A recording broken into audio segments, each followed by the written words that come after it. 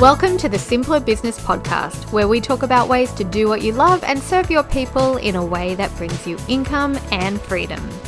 I'm your host, Marissa Roberts. Join me as I chat with my favorite entrepreneurs about how they simplify their biz so that you can simplify yours.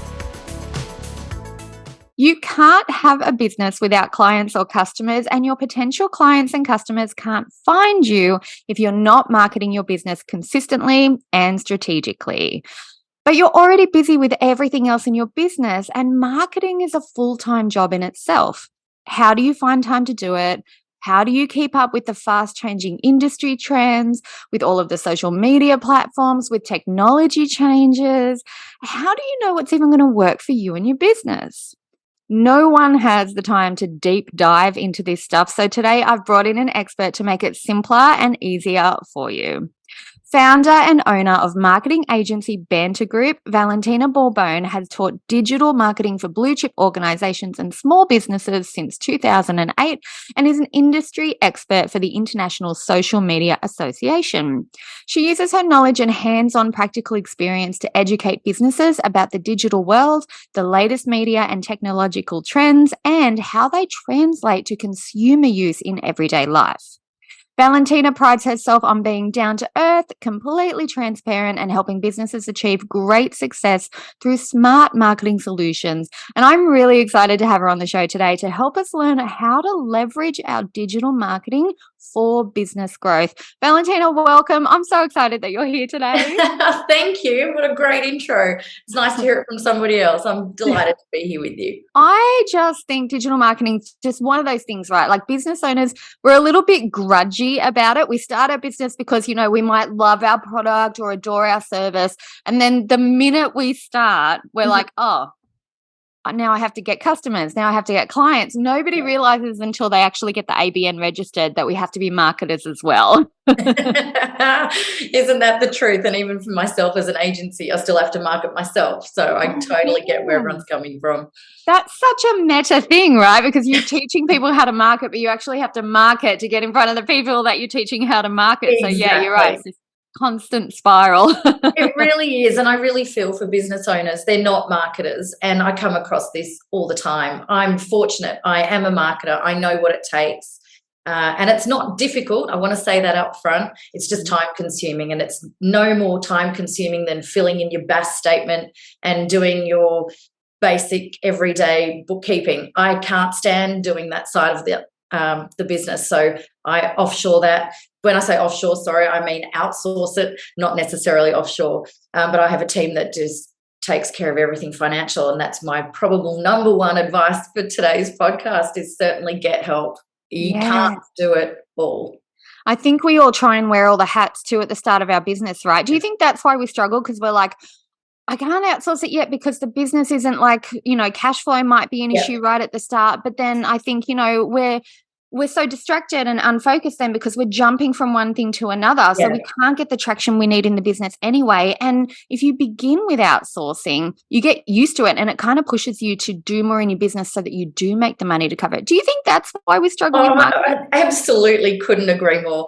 So I think what I see with a lot of businesses, and I'm in a beautiful regional area of New South Wales, there's a lot of small businesses, a lot of mums and dad businesses, a lot of people that broke away in the post-COVID. Post-COVID's now 3 years. Can we just get to that bit? It's crazy. been 3 years past that first moment. And people are breaking away from their corporate every day and trying to do something different that they want to with their life. And there's the one thing that we all have is a finite amount of time. We actually only have so many hours in the day, especially when you cut that up into what's meant to be the traditional 8 hours of work, 8 hours of sleep and 8 hours of family. Well, I definitely don't get 8 hours of family, and I definitely don't do eight hours of work. So something gets sacrificed in that. And when you're in that small business mode, you're doing everything. Those hats that we all talk about are so real, and it's what crushes us. And we're trying to do the work that we love. We really want to do that part, but there's too many other parts to business that mean you won't get to do as much of it, or you won't get to do it in the way that you want to because you're doing too many other things. So yes, I agree with you. You do need to start from and outsource, or simply getting help. Whether we call it outsource, whether we call it offshoring, whether we call it hire someone, freelancer, whatever it is for you, it has to be help for you. You can't do everything. So even when I started Banter, we're 5 years old and we're 20 people. We grew very quickly. And when I say that we're 20 people in a regional area of New South Wales, I'm not in a CBD. I started the business 18 months, 2 years before COVID hit. We grew in COVID times. We didn't shrink. Yeah, really amazing. But one of the very first things that I did probably, so when we were 6 weeks old, I hired my first employee, and that was a creative designer. Because I know that I'm a stick man kind of person. There's no design capability in terms of I can't get on the tools and design something. I can critique design. I can art direct. I can't design. And I knew that straight away. I also hate numbers. I hired a bookkeeper. Same. Someone that I know that just said, look, I can take pictures of receipts. You're going to have to teach me how to put this into Xero. So that was the next thing, get some software that made all of those things easier. And actually, one of the first things that I let go of doing was taking pictures of receipts and putting them into Xero. Yes. If I'm going to find an extra hour in my day, my week, it's going to come from places that I don't thrive on, and I don't thrive on the financial bookkeeping side, but it's the most essential side of the business, or I'm going to go broke. So you have to carve up your day into the way that the hats are going to make sense. And when it gets to marketing, we're not expecting business owners to know marketing. That's why you have your business, be it interior design, be it a cleaning business, be it a restaurant or a cafe. You have got plenty of other things to worry about before you get to marketing. So get the experts to help you.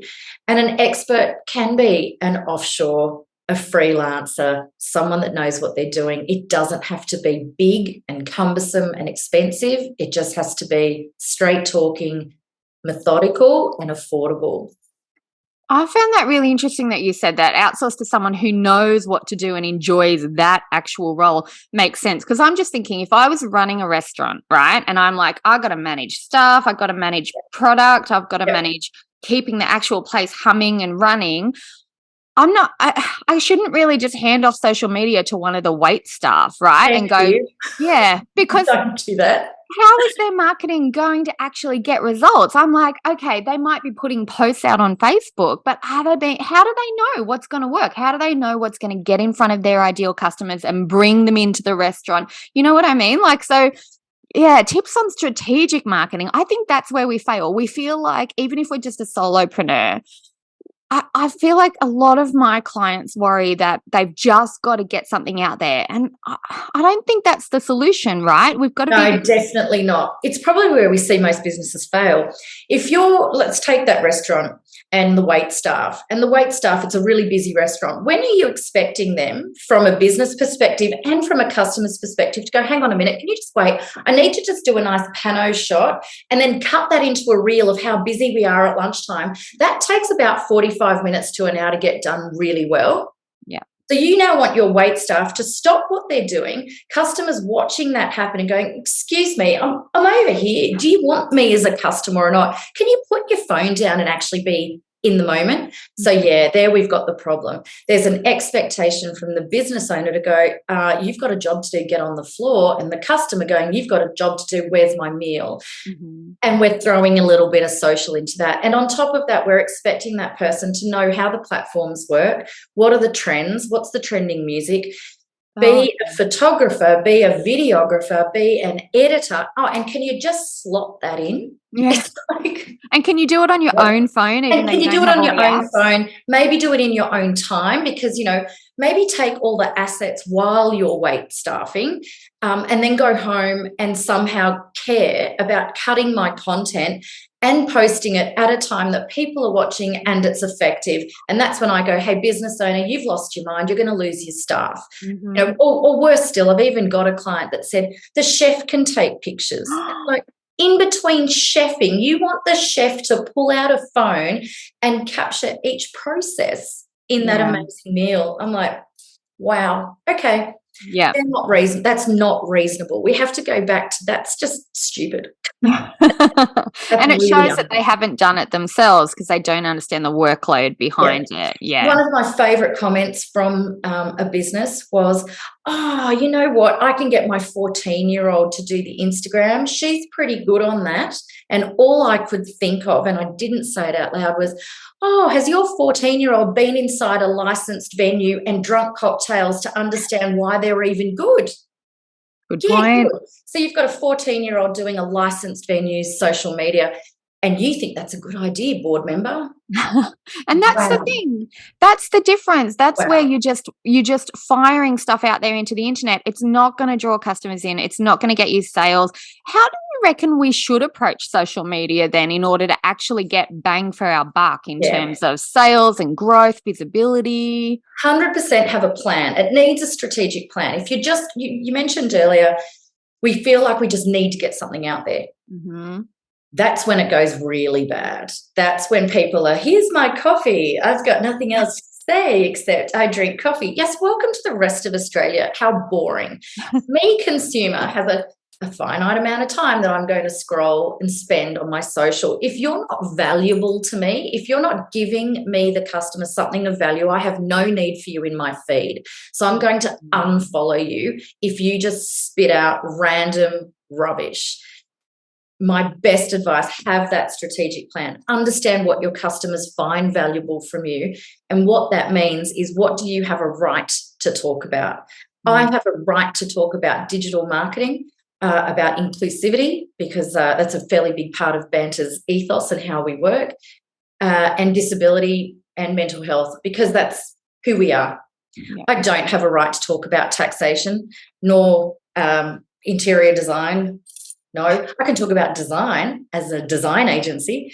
So have a right to talk about topics and then mix up that content so it doesn't become boring. The next thing is, people say to me, oh, I really don't like my face on social. And it's like, okay, but people actually interject and interact and have an emotional connection to humans. Yes. Your content might be great, but if I don't actually feel like I know who you are and like you, that's the other part. I have to like you. Yeah. I'm going to give my money to you. Please give it to someone you like. You don't want to give it to the arrogant person. So putting yourself out there, you don't have to do a big video piece, but you do have to let a little bit of yourself out. And there's no doubt you've talked about vulnerability in business before. You need to be human. And that's where the social plan, when I say have a strategy, have a plan, understand what that is. And then you've got posting with purpose. Mm-hmm. It's a big thing. That'll stop you taking the coffee shop. So in terms of that best advice, once you have a plan, you can plan ahead, and then it becomes less cumbersome. It becomes less of the panic, I haven't posted this week. You don't need to post 4 times a week if your content has purpose. Plan that it's being addressed at the same time. Yeah, you're right, because if you really have thought through what your ideal customer would want to see or what's going to help them, and that's something that they're going to find value, and you've got you in there somewhere creating that authentic connection, or you're relatable to your ideal customer, then even if you post less, you're going to get more visibility because they're going to be liking and commenting and sharing and getting you in front of a new audience anyway, right? So it doesn't have to be 5 posts a day. Absolutely. Oh, you definitely don't want to do 5 posts a day, but less is more is real. Yeah. And I think people forget that. There's tactics, that's the strategy on what gets you great visibility so that you don't have to be posting 4 and 5 times in a week. Mm-hmm. Let's talk about Instagram. There's reels, there's stories, and there's the feed. So you've got one platform with 3 different content formats in there. Yeah. And which one do you do? And most people go straight to the feed because it's the earliest thing that Instagram did, yet it's the least thing that gets the most traction. Yes. So why are we all still doing feed? No, switch that around. Go reels. Yep. Stories, then feed. Work backwards in those formats. And even your intention with all those different parts of social media, like how many people really get a chance to sit down and go, okay, so feed posts are what Instagram used to be known for. Yeah. Reels will get me in front of new people, but stories will nurture the connection I have with my followers. Yep. Yeah. So There's even the strategy, right? You Yeah. need to do the mix because they all do something different. And even if I think about banter has never paid for marketing. So I've never sponsored assets. Yeah. But we are consistent in the way that we engage and post. And that's where our lead generation actually comes from. People saying, I've just seen you, I've followed you. People talk about you. And I think, yep, I know, because I know that's how it works. So my investment isn't in sponsored activity. My investment is in the team that creates, writes the content and does it every single week. Yeah. Without fail, we have a plan, we follow that plan, and it works. Yeah. So it sounds like being a bit strategic and making sure you're consistent are really the foundations, solid foundations when it comes to increasing your reach and getting in front of people and connecting with them. And where I see businesses failing that is they get too busy in the doing. And the first thing you stop is what you feel like is just something that's going on in the background. Call it social. Yeah. What happens to me, customer, is I go looking when I have a need, and then you guys haven't posted for like 2 months. Are you even in business? I mean, so true. Businesses are closing all the time these days. So, I mean, if they haven't posted in 2 months, they're not really around anymore. I won't call them. Yeah, straight away, I don't trust them anymore. Not in a horrible way. Yeah, I will look for someone that posted in the last week to go, oh, yeah, they're active. This guy's just, they can't be bothered posting on social. They're not going to respond to my inquiry. Yes. And you know what? When you said that just then, it was like a big aha, because I've never consciously thought that, but subconsciously now I realize, yes. Absolutely. Yep. Oh my and our subconscious has changed purely because of our behaviour changing off the back of COVID. We expect different things. We expect an immediacy, and we have a range of different expectations based on the type of business that's out there. So for a business owner to really understand, what should I do in marketing? What should I do in digital marketing? Start with that customer and start with their behaviour and their thinking. When I call it the pub test, and I quite like, if you listen to Jonesy and Amanda on Australian radio, they have the pub test, that's where you sit around at the pub and you chat and go, how does this actually work? Would you do this? Would you do that? Just talk about it like that. And suddenly that customer journey, what they do, how they act, where do they go, what information do they read, where do they read it, when do they read it? All those things start to come out, and that's when you go, oh my gosh, it's so obvious that I need to be doing X this frequently in this space, in this format, and I will talk to the customer that I'm looking for. People forget that. They go, quick, what's latest craze? We need to do that. And it's like, not really. Yeah. There's a big difference between what are people going to pay me for and what does somebody actually need to make their day better. Yep. Yeah. Yep.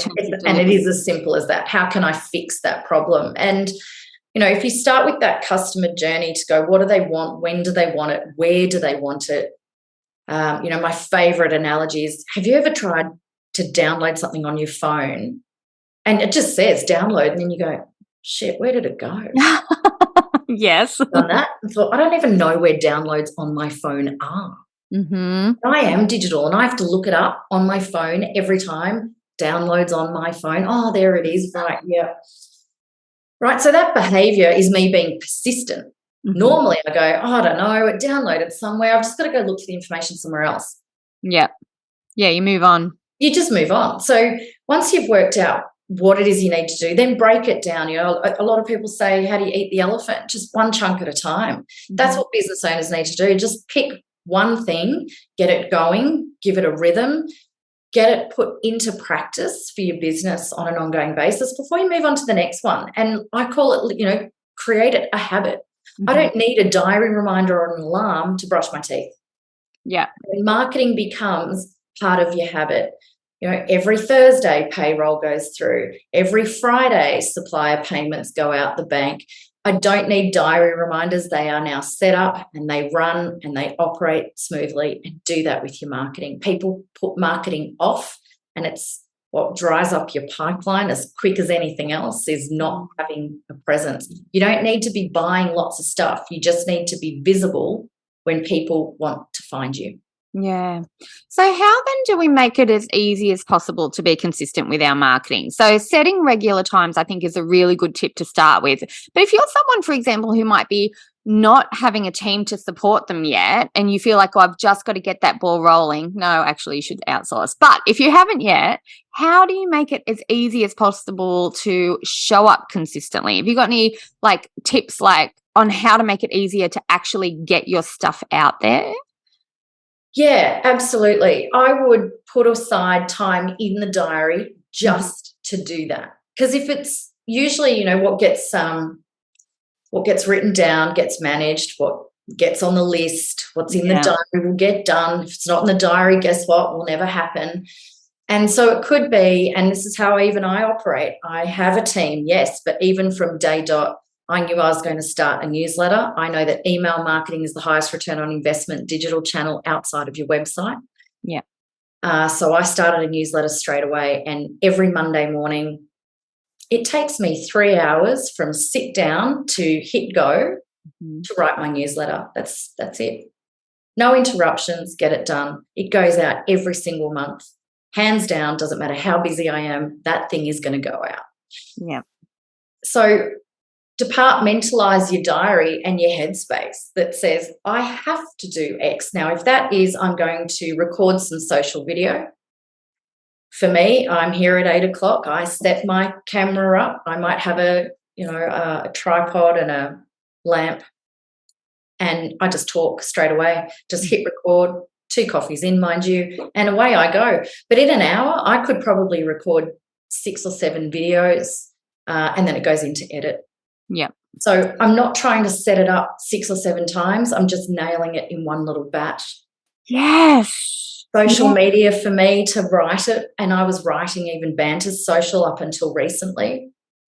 And I used to sit in front of the TV. I'm a touch typist. So I'm now multitasking. Husband's there, we're chatting, kids are already in bed for 1 hour, and I don't take longer than the hour. Otherwise you can just work all night. Yes. And I would just write what I'm thinking. And then the next morning it would go into edit brain. But first hour is get it out, know what you want to say, create the drafts, but I'll create 12 drafts in an hour. Yeah. And do you find when you put the time limit on it, do you find you get really productive because you've got to focus for that time and you've only got that amount of time? Yeah. I mean, it's really no different to getting your kids ready for school. They've got to get on the bus. You don't have an option. So, you're not going to do a fancy hair braid if you've got an hour, if you've got, 10 minutes to get on the bus. Off you go. Pigtails or, one big ponytail, off you go. Yeah. We are efficient when we are time bound. And I think it's easy to procrastinate when you've just got this endless amount of time, which when people don't put it as a constrained amount of time, will take as long as they can because they want to perfect it. Don't perfect it. Oh, there is so much gold in everything you just said then. There was 5 different tips. It was put the time aside regularly, schedule it in, put it in your calendar. That's your thing.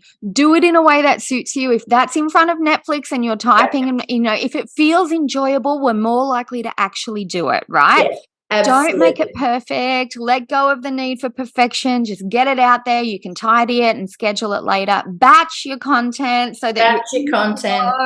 And my gosh. Great tool. It's on my phone. It's called Otter, OTTER. Yep. Yeah. Okay. So this is a tool that transcribes talking. Now I can talk, you can talk, and I'm in the car a lot. So sometimes I just hit Otter and I just start talking. And that is essentially 3 or 4 draft socials or a blog, start of a blog or some ideas that I'm trying to put down. And then I hit send to my inbox and it sends it back, transcribed, ready for edit. Now that could be, as I've done before, a half-hour webinar on email marketing. Hit transcribe. I now have a written blog post. It's about 4,500 words in half an hour. So I can cut that blog post into 3 posts if I wanted to. Then I bring in the screens from my webinar if I want to. And I've turned one thing into 3 pieces of content, which then gets cut into social content, little snippets. So I've now got a blog, a webinar, the landing page on my website, social content, and then it goes into my newsletter the following month that you can either watch the webinar or read the blog. Yes. So take one piece of content and make it work as hard as it can. Don't just let it sit in one place. Yes. And So actually, I've done that. Do it everywhere.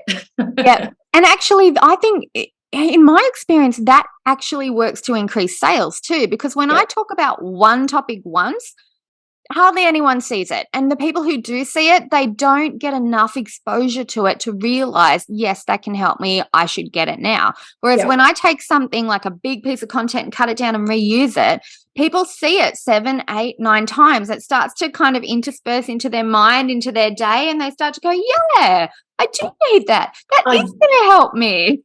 So that's the way our minds work, okay? So we don't just see one thing once and go, oh, I need that. We go, oh, that's interesting. Out it goes. Next time is, oh, that's interesting. I remember seeing that. Show me a little bit more. And we need between 7 to 12 touch points before it's in. And then we have to decide, do I need that now? Now, I'll give you a really great example for all the women out there. I'm talking about boob tape. Right? Replace your bra with tape. I'm 47 years old. I've never taped myself together. Yet this has been going on for 20-something years. And it's only now that I'm going, oh, yes, I am watching this content come up on my feed, going, it might be time to try this. And here I am going, it's taken 20 years and how many messages to get into my head to go, I might be at this stage now. Yeah.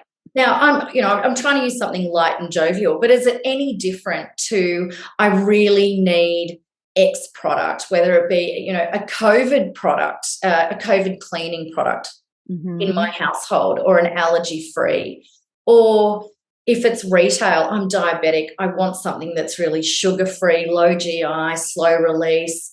I'm starting to take more notice. So we might not be ready at that first exposure. Don't forget that for businesses.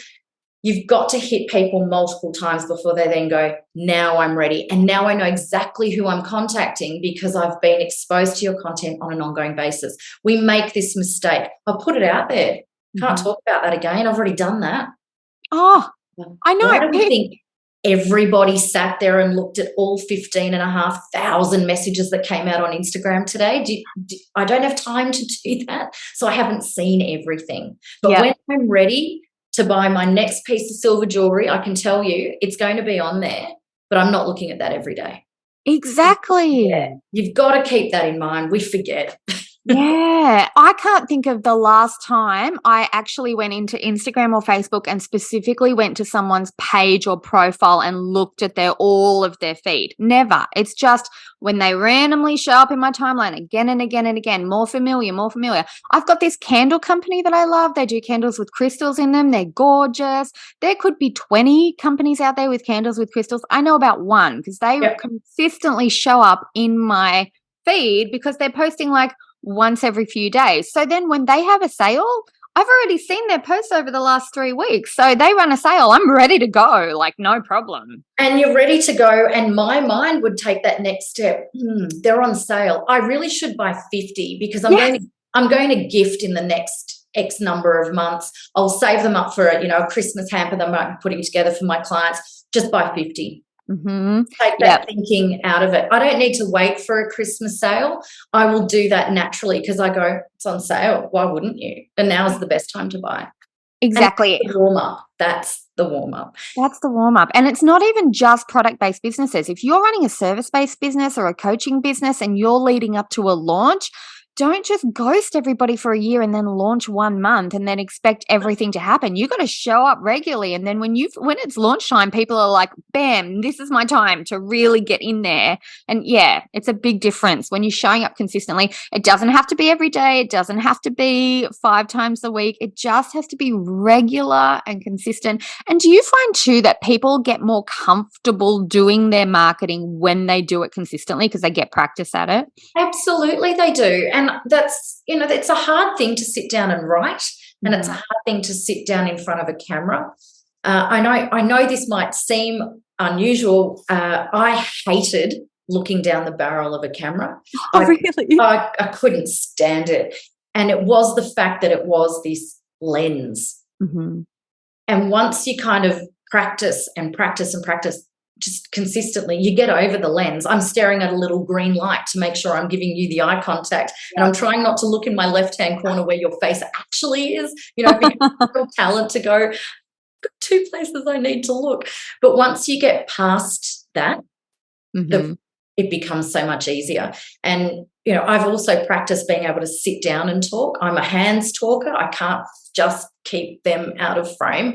I find it really difficult, but it's practice to go, okay, stop putting them up here all the time. A little lower, but I can now sit down and do it. Whereas before I'd have to stand up and talk, or I just would be this robot talking. So it is practice. It's like everything.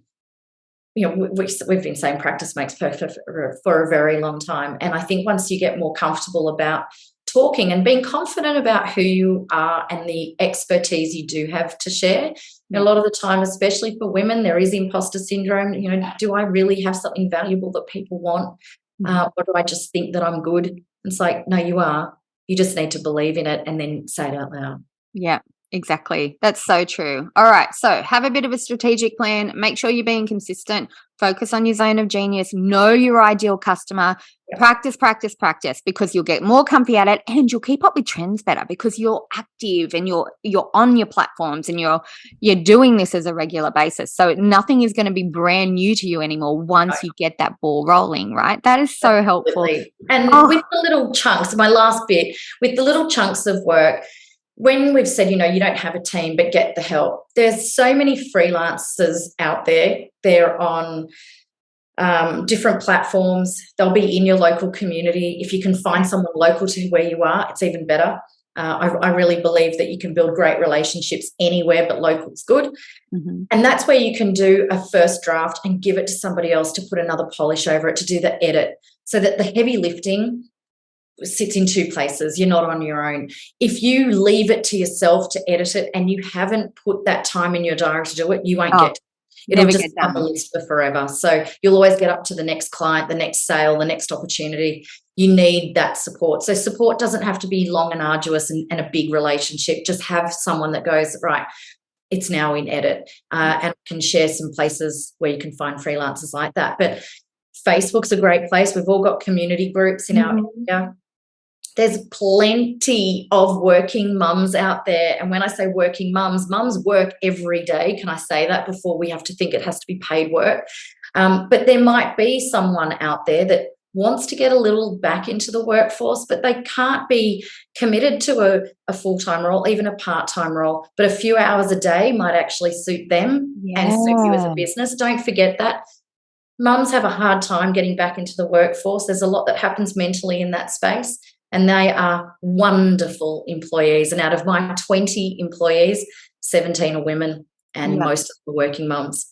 Yeah, you do. That's such a good point, because they want flexibility. They want to work just an hour or two. They just, that's so good. And you don't have to be responsible for somebody's full-time paycheck for the rest of their life. You can do project collaborations. You can do bits at a time, and people do welcome that. Or people who, if you are working full-time in a job and you're looking to start a second income stream, doing work like that is also something really helpful. So there's lots of people out there looking for those opportunities that will just be like, yeah, sure, keep me on for a couple of months if you want. I'm happy with freedom. Yeah, that's a good point. Exactly. Yeah. There's so much gold that you've shared today, Valentina. Thank you. I have found it super helpful, and I'm 10 years plus in the business, and I'm still like, yeah, you're right. I forget to do that all the time. Sometimes we need a reminder. Exactly. Yeah. Sometimes we're too close to our own business. So for people who want to find more from you, what's the best way to reach you? Website, socials? What do you think is the easiest? All of the above. So website, bantergroup.com.au. We've got Facebook, Instagram, and LinkedIn. We also have a newsletter that you can sign up to, which I personally write every single month, that goes out. So you can sign up on the website for that too. But we always release new updates, little productivity hacks and tips, new tools that come out. on our socials, which will help business owners. That's what we're there for, to be practical and useful to you, not just sharing the awesome work that we deliver for clients. Yeah. All right. Well, I'll make sure I've got links to your website, all of your socials, and your newsletter sign up in the show notes. So it's nice and easy for people to just click through and go and check them out. And I think especially if they go on your socials and follow you, they'll start to get ideas just from watching your content on what they can then tweak to do in their own business as well. So it's a really good way to get that. Yeah. Great.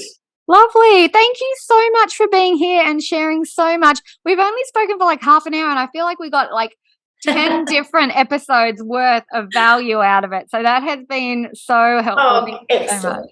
Excellent. I'm really happy to hear it. Thank you so much for having me, and I hope everyone has found it useful. Yes. Okay, everybody, let us know what you found useful about our conversation today. You can come and find both of us on Instagram. I'll leave links in the show notes. Don't forget to leave a rating or a review too, because that kind of lets us know, are we covering topics that you're interested in? Are we covering areas that you want to hear more about? Come and let us know anytime you like, and I will see you all in the next episode. I hope you enjoyed this episode of the Simpler Business Podcast. If you did, please subscribe, rate, and review us on Apple Podcasts. There's a link in the show notes to make it nice and easy for you, just the way we like it.